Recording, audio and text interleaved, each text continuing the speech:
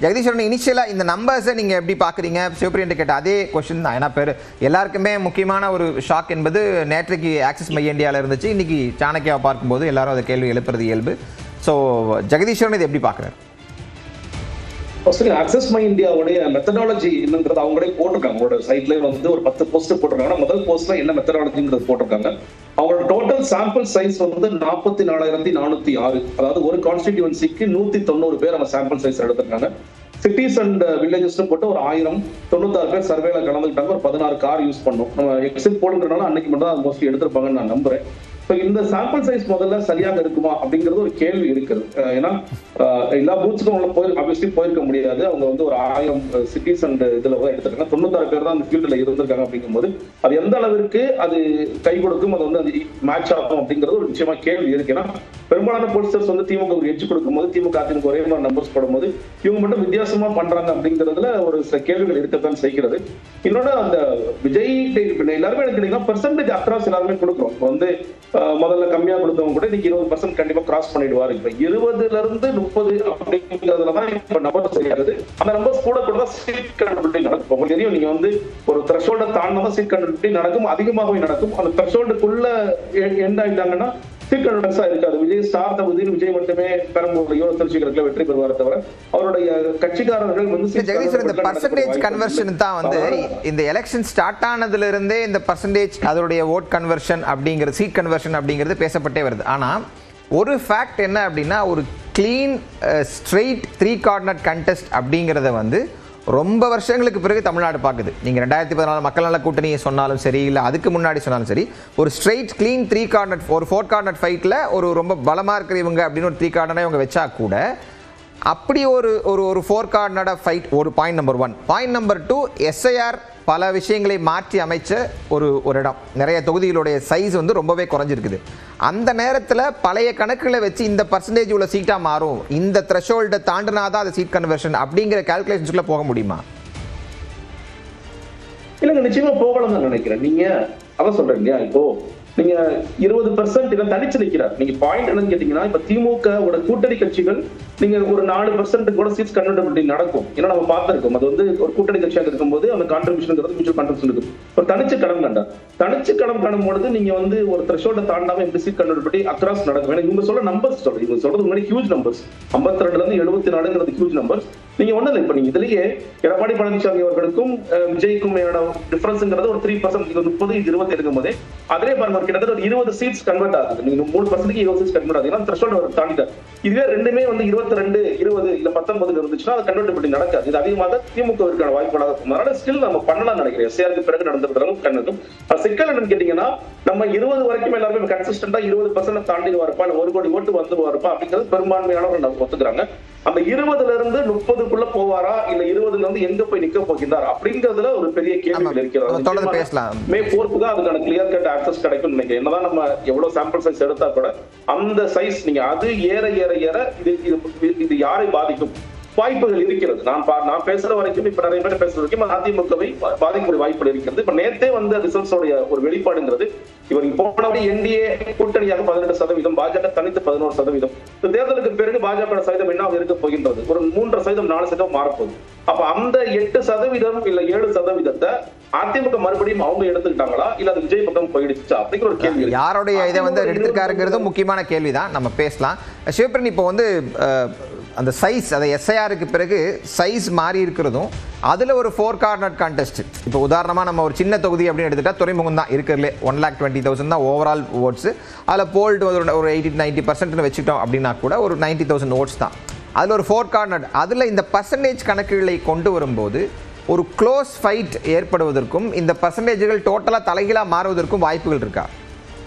நிச்சயமா வாய்ப்பு இருக்கு. இப்போ நீங்க எடுத்துக்கிட்டீங்கன்னா, அந்த ஹார்பர்ல 90,000 வாக்குகள் பதிவாயிருக்குன்னா, ஸோ தாவேக்கா 25% வாக்குகள், இவங்க திமுக ஒரு 30, இல்லை தாவேக்கா ஒரு 30, திமுக 25. ஸோ இந்த மாதிரி இது மாறிக்கிட்டே தான் இருக்கும்.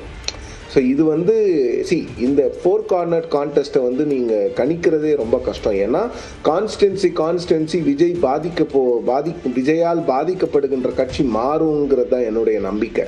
ஸோ அர்பனில் வந்து விஜய் அவர்களுடைய இம்பேக்ட் உண்மையிலே ரொம்ப அதிகமாக இருக்கும். ரூரலில் அர்பனை விட கொஞ்சம் கம்மியாக இருக்குங்கிறது தான் என்னுடைய கணிப்பு. ஏன்னா நான் ஃபீல்டில் பார்த்த வரைக்கும் அப்படிதான் இருந்தது. ரூரலில் இல்லைன்னு நான் சொல்ல வரல, ரூரல்லையும் இருக்கு, பட் அர்பன் அளவுக்கு ரூரலில் இல்லை. பட் இங்கே பாயிண்ட் என்னன்னா, இந்த பெர்சன்டேஜ் எல்லாமே மாறுவதற்கான வாய்ப்புகள் இருக்கு. இந்த முறை வந்து எல்லாருக்குமே தெரியும் மார்ஜின்ஸ் வந்து கொஞ்சம் ரொம்ப கம்மியாக தான் இருக்கும். கடந்த தேர்தலே வந்து திமுக கூட்டணி 2/3 மெஜாரிட்டி 156 2/3 மெஜாரிட்டி அவங்க 159 வாங்கி இருந்தாலும் கூட கடந்த தேர்தலே வந்து 39 தொகுதிகளில் வந்து 5000க்கும் குறைவான வாக்குகளால் தான் வெற்றி தோல்வி தீர்மானிக்கப்பட்டது, நிர்ணயிக்கப்பட்டது. ஸோ அதனால இந்த எலெக்ஷன்ல வந்து உங்களுக்கு வந்து அந்த எண்ணிக்கை வந்து 39ல இருந்து ரொம்ப அதிகமாகிறதுக்கான வாய்ப்புகள் இருக்கிறது. ஸோ ஒரு கிளிஃப் ஹேங்கர் மாதிரி தான் இருக்கும். நிறைய கான்ஸ்டிடுவன்சியில் வந்து இது வந்து ஒரு கிளிஃப் ஹேங்கர் தான். கடைசியில் யார் ஜெயிக்க போறா, 500 ஓட்டில் 1000 ஓட்டில் 2000 ஓட்டில் யார் ஜெயிக்க போறாங்க, இதில் தாவேகா என்ன ரோல் பிளே பண்ணியிருக்கு, இந்த தொகுதியில் திமுக ஹெல்ப் பண்ணியிருக்காங்களா, இல்லை அந்த தொகுதியில் அதிமுகவுக்கு ஹெல்ப் பண்ணியிருக்காங்களா அப்படிங்கிறத பார்க்கணும். பட் தாவேகா வந்து ஸ்பாய்லர்லாம் கிடையாது. அவங்க வந்து ஒரு டிஸ்ரப்டர். அவங்க வந்து இந்த பொலிட்டிக்கல் சீனை கம்ப்ளீட்டாக டிஸ்ரப்ட் பண்ணுறாங்க. ஸோ 20% 22% அப்படின்னா அவங்களால பெருமளவுக்கு சீட்ஸை கன்வெர்ட் பண்ண முடியாது. 22 23 த்ரெஷோல்டு அவங்க கிராஸ் பண்ணிட்டாங்கன்னா அதுக்கப்புறம் அவங்களுக்கும் seat conversion capability and capacity வந்துடும். ஸோ அந்த seat converting capability and capacity அர்பனோட நின்று போதா இல்லை ரூரலுக்கும் போதா அப்படிங்கிறது தான் இந்த தேர்தல் நினைக்கிறேன் நான். ஸோ இந்த நம்பர்ஸ் டுடேஸ் சாணக்கியாவோட நம்பர்ஸ் வந்து ஓரளவுக்கு அது வந்து வந்துச்சுன்னா அப்போ என்ன ஆகும்னா அதிமுக வந்து எதிர்கட்சி அந்தஸ்தை இழக்கிறது, தாவேகா வந்து ஓரளவுக்கு எதிர்கட்சியாக. நீங்க சொல்றதுபடி நடக்குது அப்படின்னா டிஸ்ரப்டர் மட்டும் இல்ல, இது வரைக்கும் இருந்த பல கன்வென்ஷன்ஸையே உடைச்சு அது ஒரு ரீரைட்டிங் அப்படிங்கிற மாதிரியான ஒரு இடத்துல போய் நிற்கும்னு நினைக்கிறேன். நம்ம தொடர்ந்து பேசலாம். நம்ம மூத்த பத்திரிகையாளர் திரு தராசு ஷியாம் நம்மளோட தொலைபேசி அவரிடம் கேட்கலாம். சார் வணக்கம். இப்போ வந்து டுடேஸ் சாணக்கியா இன்றைக்கு நேற்றைய தினம் பல கருத்து கணிப்புகளை பார்த்தோம், நீங்களும் உங்கள் கருத்துக்களை பகிர்ந்திருந்தீங்க. இன்னைக்கு டுடேஸ் சாணக்கியா இந்த 5 மாநிலங்களுக்கும் கொடுத்துருக்காங்க, இல்லை தமிழ்நாட்டுக்கு கொடுத்துருக்காங்க. நீங்கள் இந்த நம்பர்ஸ் பார்த்துருப்பீங்கன்னு நினைக்கிறேன். இருந்த போதிலும் உங்களுக்காக மீண்டும் ஒரு முறை சொல்கிறேன். திராவிட முன்னேற்ற கழகத்தை பொறுத்தவரை 114 136, அதிமுக கூட்டணியை பொறுத்தவரை 34 56, தமிழக வெற்றி கழகத்திற்கு 52 முதல் 74, நாம் தமிழர் கட்சிக்கு 2 அப்படிங்கிற அடிப்படையில் டுடேஸ் சாணக்கியா ஒரு கருத்து கணிப்பை இன்றைய தினம் தேர்தலுக்கு பிந்தைய கருத்துக்கு வெளியிட்டிருக்காங்க. உங்களுடைய கருத்து என்ன? தேர்தலுக்கு பிந்தைய கருத்து கணிப்புகள்ல என்ன பிரச்சனைனாங்க, அது எக்ஸிட் போலா இருக்கிறது இல்லைங்கிறது தான். அதாவது நம்ம எப்போதுமே ஒப்பீனியன் போல் எப்படி எடுப்போம், வாக்காளர்களை சாம்பிள் எடுத்து அவங்ககிட்ட ஒரு கொஸ்டினர் கொடுத்து பல விதமான கேள்விகளுக்கு பதில் பல விதமான காம்பினேஷன்ஸ் போட்டு நம்ம கடைசியா ஒரு ஃபிகரை அரைவ் பண்ணுவோம். எக்ஸிட் போலுக்கு அதே மெத்தடை அடாப்ட் பண்ணக்கூடாது. எக்ஸிட் போல் என்பது வாக்கு சாவடியிலிருந்து வெளியில வர்றவங்க கிட்ட கேள்வி கேட்கறது. 2 கேள்விதான். யாருக்கு ஓட்டு போட்டீங்க, போன தேர்தலில் யாருக்கு ஓட்டு போட்டீங்க, 2 கேள்விதான். என்ன ஜாதி, என்ன மதம், உங்க ரூரலா அர்பனா, இந்த கேள்விக்கெல்லாம் இடமே இல்லை. அப்படின்னா இது எப்படி நாங்க எடுத்துக்கிட்டு இருந்தோம் அப்படின்னா, வாக்கு சாவடிகளே வந்து ரேண்டம் நம்பர்ல செலக்ட் பண்ணுவோம். அது சாம்பிள் சைஸ். ஃபார் எக்ஸாம்பிள் 100 வாக்கு சாவடி, 10,000க்கு 100. இந்த 100 வாக்கு சாவடிகளுக்கு ஆட்களை அனுப்புவோம். வெளியில வர்றவங்க கிட்ட ரேண்டமா கேள்வி கேட்பாங்க. எல்லாத்தையும் தொகுப்போம். ஒரு வாக்கு சாவடி எங்கேயா தருமபுரியில இருக்கும், ஒரு வாக்கு சாவடி வந்து கன்னியாகுமரியில விடும். ரேண்டம் நம்பர் வச்சு எடுக்கும்போது அப்படிதான் வரும். அப்படி எடுத்தீங்கன்னா தான் இந்த எக்ஸிட் போல்ல கிடைக்கிற பெர்சன்டேஜ் சரியா வரும். இவங்க வந்து எடுக்கிறது எல்லாமே பழைய கருத்து கணிப்புகளின் நீட்சி தான். இது வாக்களித்தோர் சர்வேயாக ஆகவே ஆகாது. ட்ரெண்டை இண்டிகேட் பண்ணலாம். ட்ரெண்டை இண்டிகேட் பண்ணா அப்போ 4 கார்னர் கண்டெஸ்ட், விஜய்க்கான ஓட்டு வங்கி என்ன, இந்த கேள்வி நமக்கு மிஞ்சி நிற்கும். இதுக்கு முந்தி 4 கார்னர் கண்டெஸ்ட் வரும்போது என்ன ஆச்சு, 1989 89ல ஜெயலலிதா அம்மா புதுசா வராங்க, புது பிளேயர் தான். ஏன்னா அவங்களுக்கு வந்து அதிமுக சிம்பிள் கிடைக்கல, சேவல் சின்னம், அவங்களும் ஆக்ட்ரஸ், அட்ராக்டிவ் பர்சன். ஆனா அவங்க வேட்பாளர்கள் எல்லாருமே வந்து அதிமுகவின் பழைய வேட்பாளர்கள், அதாவது பொலிட்டீஷியன்ஸ். அப்போ தலைவருக்கான ஓட்டு வங்கி போக வேட்பாளர் ஓட்டு வங்கி அதுல சேரும். விஜயோட பிரச்சனை என்ன, விஜய் வந்து அட்ராக்டிவ் பர்சன் தான், சினிமா ஸ்டார் தான். ஆனா வேட்பாளர்கள் யாரு அது யாருக்குமே தெரியாது. அப்ப வேட்பாளருக்கு கிடைக்க வேண்டிய அந்த 10% ஓட்டு கிடைக்காது, விஜய்க்கு கிடைக்க வேண்டிய ஓட்டு கிடைக்கும்.